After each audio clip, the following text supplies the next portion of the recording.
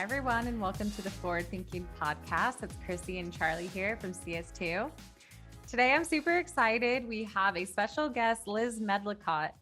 Liz joins us with over a decade of experience in marketing ops, and it's one of the reasons why we wanted to have her on. I feel like it's long overdue to have her share, a lot of the lessons she learned in her long career.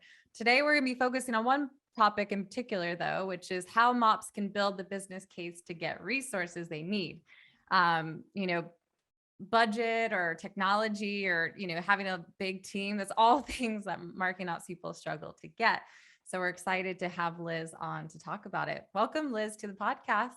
Thank you. I'm happy to be here. Yeah. So I think Liz and I have known each other for a long time. Both of us.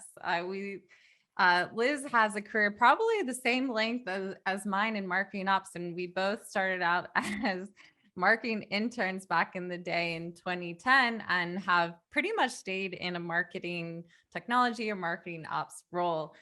She started her career at the Mercury News and EMC, then moved on to Inside View, and then some other tech companies like Aptus, which is where I met Liz when CS2 started consulting with them. Since then, she's been at a few other startups and is now the director of MOPS at ModelN. So a lot of experience, like I said, to pull from.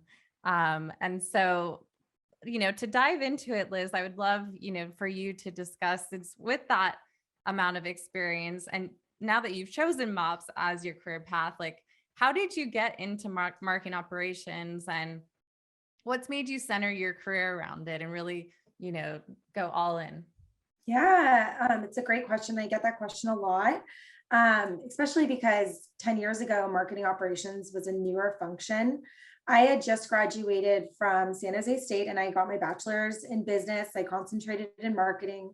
It's funny because I almost concentrated in accounting because I was really good with numbers. I was really good with math. But I just couldn't see myself doing, that day in and day out. So I switched to marketing. I wasn't sure exactly what I wanted to do. It was during the recession and there wasn't a lot of jobs. So I applied to pretty much like any entry-level marketing job that I could find. I finally heard back from the Mercury News and I took an internship with them even after I graduated, just because the job market was so limited then. And I didn't really know what I was getting myself into. And it's funny because it was sort of a general marketing internship, not specific to marketing ops, but I did do some marketing ops there where I started our external newsletter and we used Constant Contact. And I didn't even realize I was doing marketing operations at that point. They hired me on as a coordinator full time, but I really wanted to work in the tech industry. Being from Silicon Valley, my dad worked in tech. And so I was just trying to find a role in tech and I didn't really care which part of marketing. And it's funny because I actually ended up taking an internship at EMC, which was a marketing operations internship. And I loved it. And it was awesome because they also gave me the opportunity to try different areas of marketing. So I did some stuff with events, social media. And when I was at EMC, we used the very first marketing automation tool, I believe, a Primo. But it was really old school. I mean, it was really clunky at the time. I don't know how it is now, but yeah, that's kind of how I fell into marketing operations. And I really liked it because I like the idea of problem solving, being able to work cross-functionally with other teams. And it's funny because even though I fell into it, there was a time when I was still an intern at EMC and there wasn't headcount to hire me on. And back then there wasn't as many laws to protect interns. So they just kept extending my internship over and over. And I actually got a phone call one day when I was at my desk from a different division of EMC in the same building on like the third floor. And I think I was on the fourth floor, asking if I was still looking for a job and if I wanted to interview for a BDR role. And so I went down there and I did the interview. I kind of told my boss, hey, look, like I really want to get a job, like a full-time job. I've graduated from college now for, almost a year at that point. Like I would love to get like, benefits and all the other perks that come along with being a full-time employee. So I mentioned I was interviewing, did the interview, and I kind of, I got good feedback and that they were drafting up an offer. So I finally went to my boss and said, hey, I wasn't trying to do this behind your back, but I, think I'm going to get an offer and it's internal with, BDR role. And so I actually ended up getting two offers from the same company, one from, sales and one from marketing. So I had that sort of pivotal moment where I could choose if I still wanted to continue down this path. And I chose marketing operations. What made you choose marketing operations in that moment? I really liked it. I felt like it was using all of the skills that I was good at. So, problem solving, there was some math involved, but then there was also the creative side. And I love working with people, but I also, I like being behind the scenes too, and helping and supporting people, not necessarily selling software. Well, I'm happy that you made that choice. Otherwise, our paths would have never crossed, I don't think. Yeah. So I feel like that actually is a good bridge to the topic that we're going to talk about today, because, you saw an opportunity that you needed some support, and that is like, I need, benefits. I need like support in my real life. I want a job, Yeah. And I think being able to jump on that opportunity, but also show your value to then try and get what you wanted is really kind of what we're talking about today, which can be really tricky for marketing ops people. So even like at every level, like we always think, oh, if we work hard, people will notice, and then we'll get the resources that we need.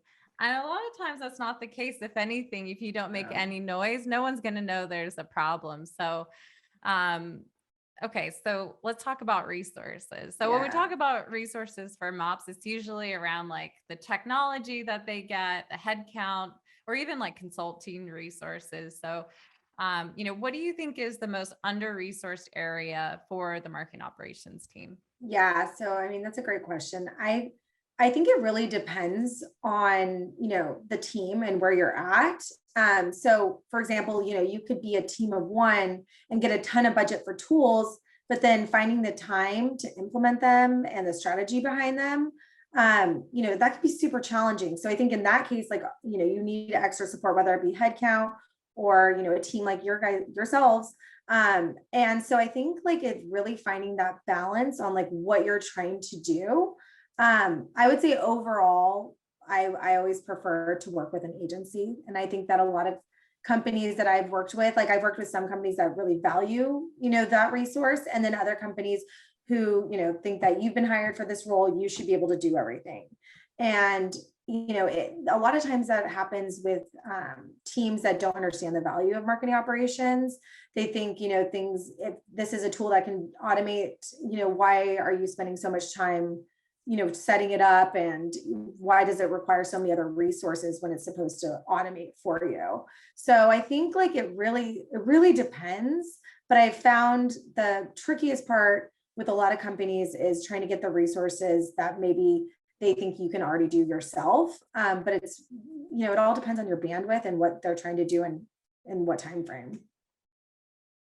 Yeah, one of the things that I've always enjoyed watching, like when I've been working with you, is that you seem to have this like, and this is why we're talking about this topic today, this amazing ability to get the resources that you need. And I really like what you just said there. It's kind of all about a balance, right? You could have too much tech, and then therefore the resource that you need is like the people.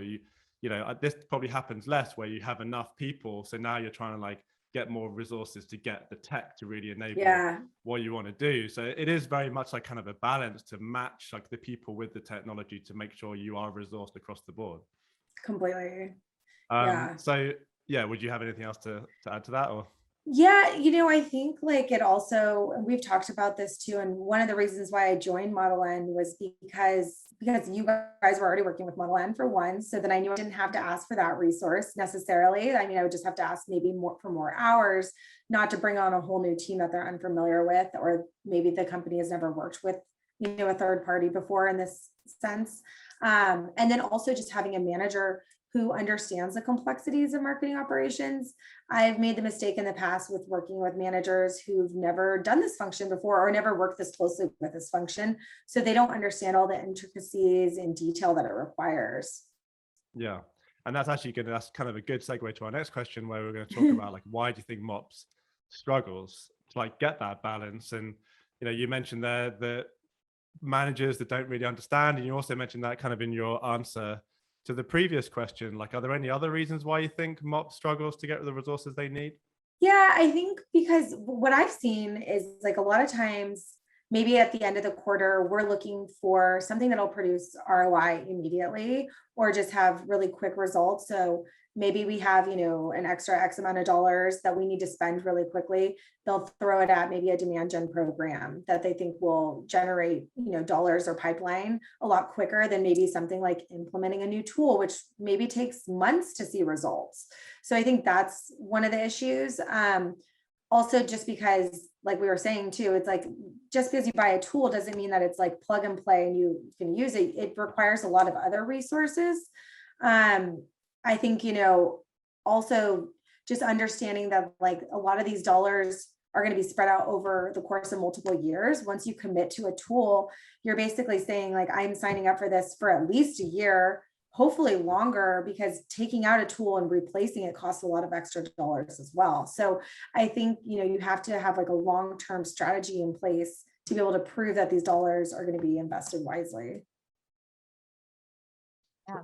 So then once you're trying to kind of build that long-term plan, and you've got an idea of like what your roadmap's going to be from a technology point of view, you're trying to like build the business case, and maybe you have a manager. So I know like right now your manager's great, like she really understands Leah, like we've worked with Leah a long time, so she really gets it. But put yourself in the position where maybe you don't have a manager that really kind of understands MOPS. You have to really build that case to get what you need. Like, how do you go about doing that? Like, what are the first few steps you take?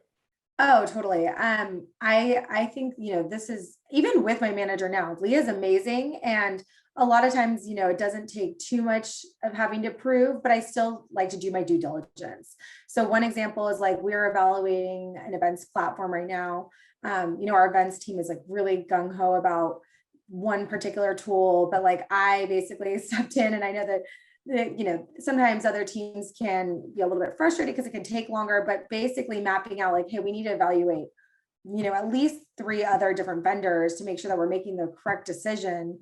Another like example is even maybe say there's not a tool that we're already looking at or a need that anyone else can foresee, but like when I joined, I think we just had gotten rid of lean data because we thought we had a small enough BDR team where we could just build it within Marketo. Quickly we realized, when I joined, that this was taking me so long to update the routing each time. And then leads were going to the wrong people. Sometimes like leads were going to people who weren't even at the company any longer. So just, what I would do is like document how long it was taking me to update the routing. Also trying to see if I can find examples of leads that went to the wrong people and did not have sufficient follow-up, and trying to put a value on that as well, depending on, if they're a target account or, if maybe like, someone we lost, an opportunity to another competitor. So just trying to basically assign dollars to the time that it takes. And then also, like lost dollars on pipeline or follow-up as well. So I think that one I actually did have to prove out, because there was another alternative, which was basically free because we already had Marketo. So trying to prove out those dollars and, the time it takes me, it's not worth it. Lean data paid for itself fairly quickly. Totally, yeah. It's translating what's happening into what the business cares about, which is like, money, right? Yeah. Revenue. Like, is there lost revenue or is there an extra cost associated here? And like, you can't just going, oh, this lead got routed incorrectly, or, oh, this thing is just really frustrating, isn't going to get you the budget to get a tool like Lean Data. There's going to be a subscription they're essentially the business signing up for indefinitely, right? But if you come and you say, this opportunity was potentially lost because, someone came in from that company, was routed incorrectly, the follow-up time was poor, or I'm spending, 3 hours a day and my salary and everything that goes into that is like this much money. Like if I could get that productivity back, and then I could work on all of these other, really high priority projects that you're working on. On that kind of reminds me too of, and I always think about this a lot of times when I speak to some of my other clients who are struggling, but I know in a past role, we were meeting and you were building out a deck for your Yep. CMO to try and show, okay, you know, if I got these resources, this is how much we could do. If I don't, this is actually what I'm limited to, you know, what I can do. And really laying it out in a way that shows the kind of value of what Charlie is saying, not even sometimes monetary, but just, you know, productivity wise, like this is what we'd be missing out on. And I think I instantly thought how brilliant, because I think a lot of times as a MOPS person, you don't realize like, you know, to take that next step. But what made you think about that? Like, did you have anyone who kind of mentored you to come up with idea? Did you come up with that because you felt like you were like just needed to? Well, I think I was really desperate for dollars at that point. Yeah.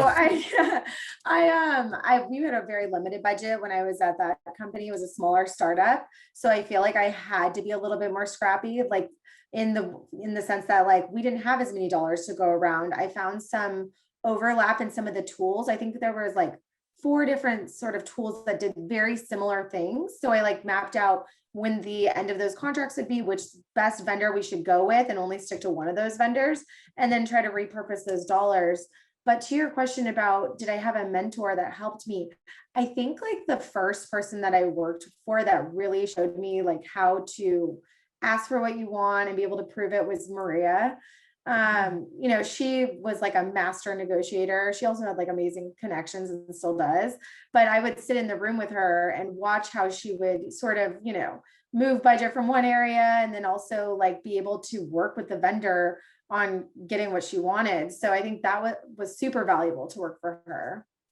Yeah, for people that are in B2B, Maria Pergolino, she started her she worked in past jobs like at Marketo, which is where she was my boss at a certain time. So we share that connection, and now is CMO at Active Campaign, but at the time worked at Aptus with Liz. And I completely agree. I think it's good when you have those kind of role models. I think especially as a woman, and I think there's parallels too to some personality types in MOPS where you tend to be a people pleaser, maybe a little bit on the introverted side too, where it's hard for you to ask for things. Like it's a very hard thing. Like I said, like you always think, oh, I'm going to work hard and I'm going to get rewarded for that. Or people will know and understand how much I'm struggling. And that's not always the case. Like you need to be your own champion. And she's always been very much a supporter of that. Like market yourself, build your personal brand, like let people know what you need, because you're your best champion. And so I 100% learned that from her as well. And I think that's one thing that MOPS people just definitely need to flex, that like really work on that, because if you don't, you're just going to continue to just be overwhelmed, overworked, and under-resourced. Totally. And, I still ask for some things that I don't necessarily get right away, but a lot of times what I do is I'll try to foresee the need for something and, start to talk about my pain points before. And then when I know when a new budget cycle is coming up, then I start to like do even more research. So like we're planning right now for FY22 because our fiscal year starts in October. So, in Q3, I was already talking about some of the things that I wanted to implement for Q1. And just kind of keep, that like drumbeat of like, hey, we're having this problem. Like we need to figure out a solution, whether it be, adding more dollars to resources like CS2, or let's implement a new tool that can help us with solving whatever problem we're trying to solve. Yeah, so it's a really good example of stuff that we talk about a lot around in marketing operations. You can't just be just like the Marketo admin, who's just doing the techie stuff and not really thinking outside of that, right? Like maybe 10 years ago we could do that, but now you've got to really be thinking, like you're thinking multiple quarters ahead. You're looking at the budget. You're really evaluating your tools. You're understanding the needs of the business and how you can build what you need to build to satisfy those needs. And you're having conversations with executives, and like there's a lot of that like isn't you're not logging into Marketo to do that stuff, right? Yeah, You know what I no. mean? Like it's completely like that business mindset to really think through all of that. And I think that's where a lot of marketing operations people could, like Chrissy just said, like start to flex that muscle a lot more and like learn to do that and make that more of a habit to like grow into that position. Like what would you say are some of like the learnings that you've had, especially around like talking to executives Yeah. who might not understand Yeah. marketing operations, and trying to understand those needs, translate that into what you need to do into MOPS, and then translate that back to them to demonstrate what you need to do and what you need. Yeah, I think, every executive I've worked for has been very different. I feel really lucky right now because even though ModelN has been around for 20 years, we really didn't get our first CMO until a couple years ago. So we're almost like a startup culture within a large organization. So there's, pros and cons of both. I actually really prefer it. But when I joined, there was a deck, as you know, the ELT deck, which is our executive leadership deck. And we basically pull metrics on a weekly basis. And I've never seen a company who's done as detailed reporting where we look at every single opportunity change each week so that we have a pulse on what's going on with our opportunities. We didn't have a BI tool in place. And to get the numbers to match exactly perfectly when you're looking at those changes, you have to pull it at the same time each week. We didn't have any snapshotting put into place or anything like that. And we started to notice some weird errors like week over week because they weren't being pulled exactly the same time. So like an opportunity could be missed or certain changes could be missed. And so basically you guys helped me with this too, is we documented all of the steps that it took to be able to get this into a perfect place. And it was taking, as there were some weeks where it was taking us hours and hours, and it was just a huge A lot of time. hours on calls trying to figure it out. Yeah, like Friday night, what's going on with these opportunities? And like if a field wasn't tracked, like I know we had certain fields like type where like maybe somebody accidentally inputted an opportunity as a prospect opportunity, but it was really a customer one, and that wasn't being tracked. So we were finding all these weird different scenarios and cases where we wouldn't be able to track this data. So we basically, presented this to Dave, who's our CMO, and to my boss, and showed the documentation of how long this was taking and what are the steps that we need to do in order to make this so that it's like a smooth process each week. And so when we were able to prove that out, we were able to get dollars to be able to implement Tableau and have, other resources like your team help us with implementing it. And I think without that documentation and really showing them how difficult it is to pull this, I think they had no idea that it was taking this long before I joined, or even maybe not necessarily how long it was taking, but that it was more prone to errors also. Mm-hmm. So I think just really showing them a clear picture and documenting gave them that visibility that, hey, this is like something that we need to focus on. Yeah, and I think just to jump in, and also one thing that I observed in that whole process is you're part of a lot of like very kind of, that deck is the ELT deck, right? Like that is like a very important, resource that your executive leadership team is using week over week. And, marketing ops is there delivering that. And I think having that exposure to all of those executives, proving the value of marketing operations, it gives you that foot in the door to then be able to ask for what you want. And, we always talk about like data and analytics is that path to like getting exposure to the CMO and the senior leadership team. And like, once you do have that exposure and you're proving your value, you're showing how great your work is, you've got a relationship with them, I'm sure it makes it a lot easier to then come knocking on the door with a list of asks that you have with dollar signs all over them. Oh, totally. And it's funny because I feel like the marketing ops role, at least from my experience, has like expanded so much where, going back to lean data, like we have a certain amount of licenses. We had, even still with the certain amount of licenses and the way we set up routing, a lot of our accounts were assigned to inactive users if they weren't a target account.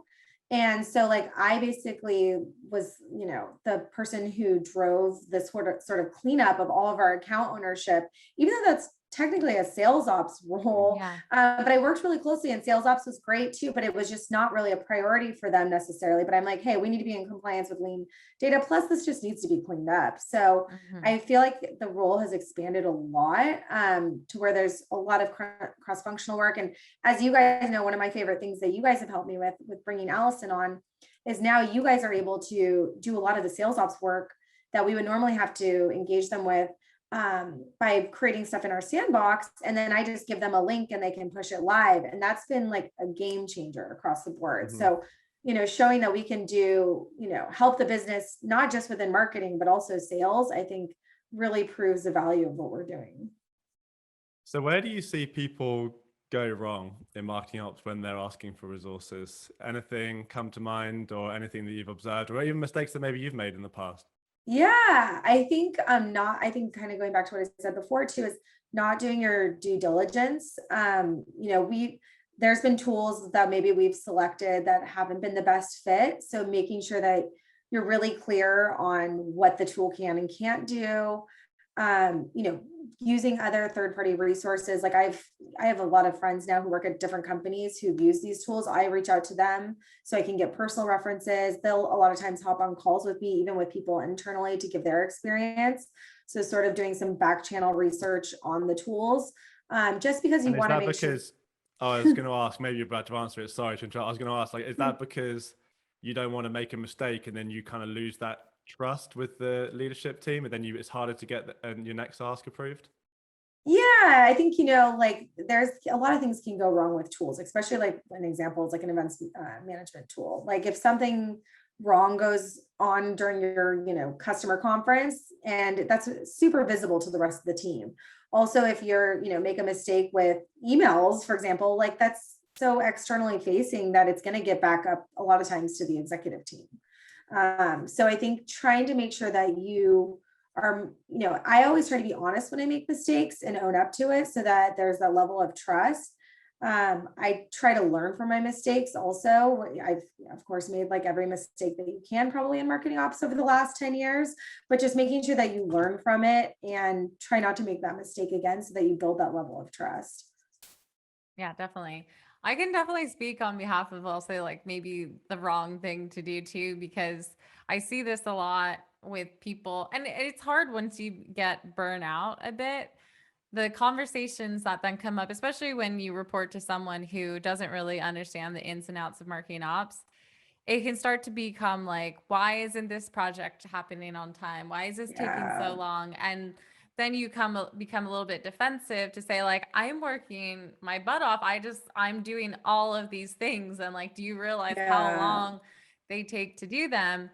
And then it becomes a thing for your boss to just go and try and figure out. And for me in the past, that was, they went without consulting me and got an agency to just work on a few projects. But I think in some cases that didn't help me, because then I had to manage the agency in a lot of ways. Yeah. It was part of the reason why we started CS2, because I was like, oh, that was not what I needed. But Yeah. all things aside, I think what would have been the better case is to really articulate like what you're talking about and think about, what do I need, and come with a solution instead of just feeling a bit on the defense and saying, I need help.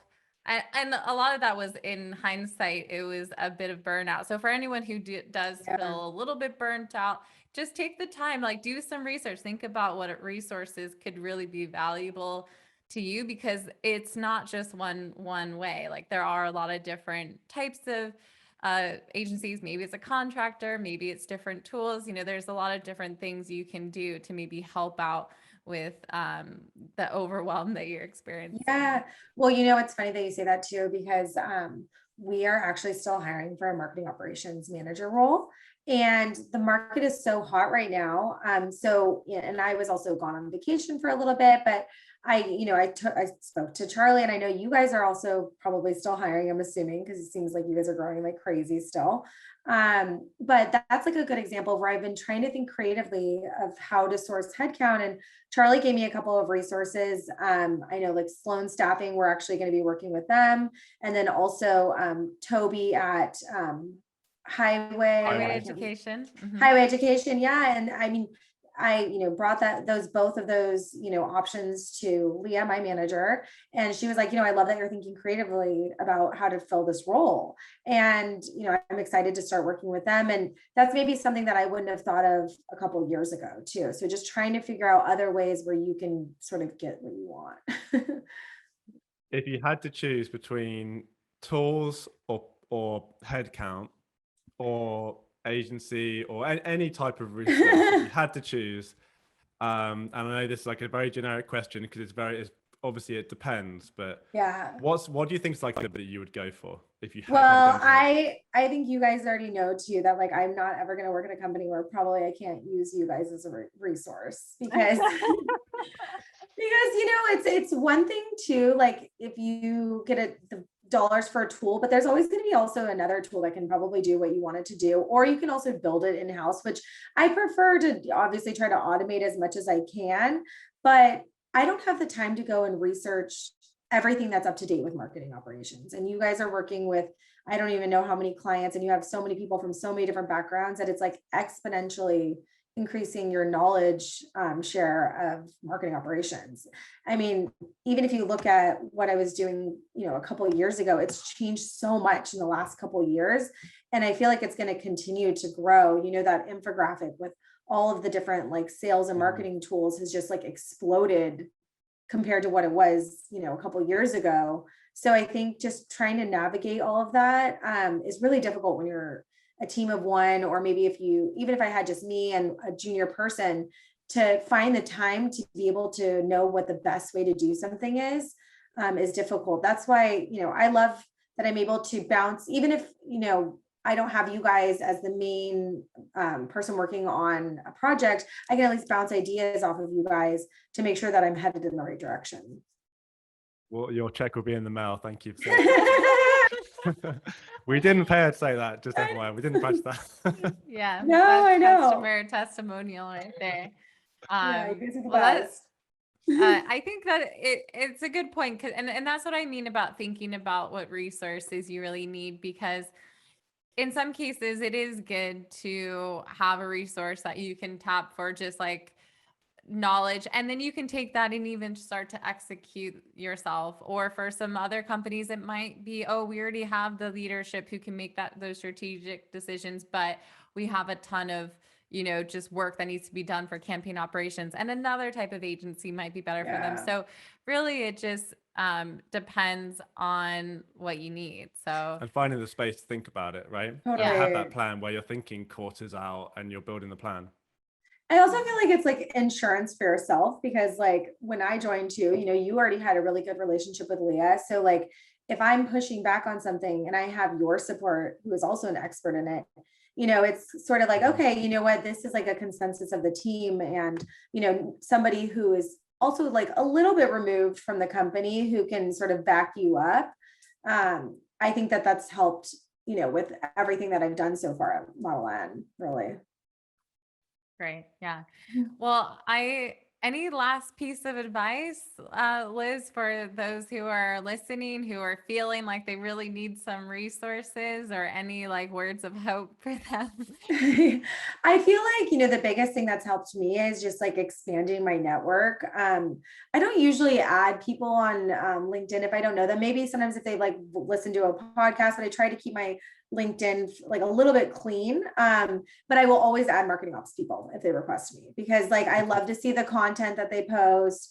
I feel like I know who like the main leaders are in marketing operations, because like yourselves, you guys put out such great, amazing content, and the marketing ops field is so small that I feel like a lot of people know each other, and I have multiple connections that I can text if I have a question. I still keep in touch with all my old coworkers. So I think just maintaining that network will really help a lot too, because it's great to hear what other people are doing. Yeah. Well, that's a good segue to the end. So, I mean, if you are marketing ops, you can connect with Liz. Yes, only if you're marketing ops. Only marketing ops.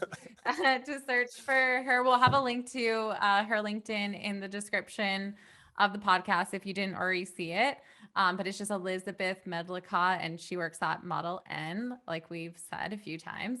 But yeah, this was great. I think super important for everyone. And yeah, I'm sure we're going to have a part 2 with you, Liz, but thank you Yeah, so I would much love that. for spending time with us today. It was awesome. Yeah, thank you guys so much. Really appreciate it. Okay, perfect. Well, thanks everyone for listening. If you enjoyed this episode of Forward Thinking, feel free to share it with your colleagues and friends, and we'll see you next time. Have a good one.